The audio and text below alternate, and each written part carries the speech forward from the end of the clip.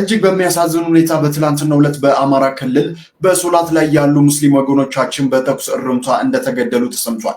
በደቡብ ወሎ ዞን ቦረና ወረዳ መካነ ሰላም ቀበሌ 2 የሚገኘው የከተማዋ ቀደምት የሆነው መስጂድ ኑር ሀጂ ነስሩ መስጂድ ኢማም የሆኑትን ሼህ ጀማል ከማል የመስጂዱ ጥበቃ ሼህ ኢማምን ጨምሮ እስካሁን 4 ምዕመናን በታጣቂዎች መገደላቸው ነው ከስፍራው የደረሰ መረጃ የሚያመላክተው ሲል ሃሩን ሚዲያ ይህንን አስነብቧል። ከስፍራው በደረሰ መረጃ ከተገደሉት ምዕመናን በተጨማሪ የቆሰሉ ሰዎች መኖራቸውም ተገልጿል ብሏል። በትላንትናው ዕለት ከኢሻ ሰላት በኋላ በመስጂድ ዘልቀው የገቡት የታጠቁ ኃይሎች በፈጠሩት ተኩስ ነው ምዕመናኖቹ መገደላቸው የተገለጸው።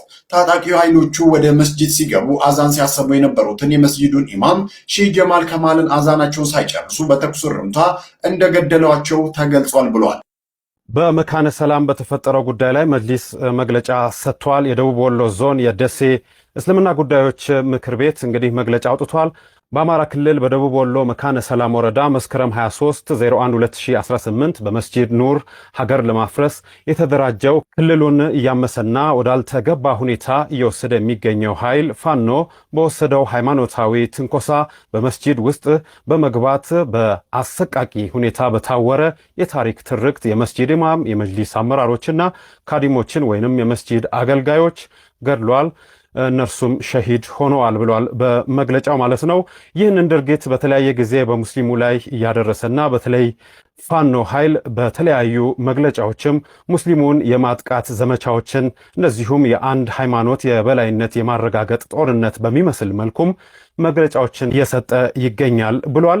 በመሆኑም የሙስሊሙ ማህበረሰብ የተነሳበትን የሃይማኖት ጦርነት የጅምላ ግድያም ለማስቆም መጅሊሱ መንግስትና ከኮማንድ ፖስት ጋር ተወያይቶ የሚደርስበትን እስከሚያሳውቅ ድረስ እርስ በርስ በመነጋገር መረጃዎችንም በመቀያየር ራሱን ሊጠብቅ ይገባል ብሏል። በዛሬው ዕለትም በአሱር ሰላት ላይ ሰላተል ገይብ እንዲሰገድባቸው ከመራን ጀምሮ እስላም መንግስት ከተቋቋመ ጀምሮ ሽምግልና ዋጋ ቢስ ነው።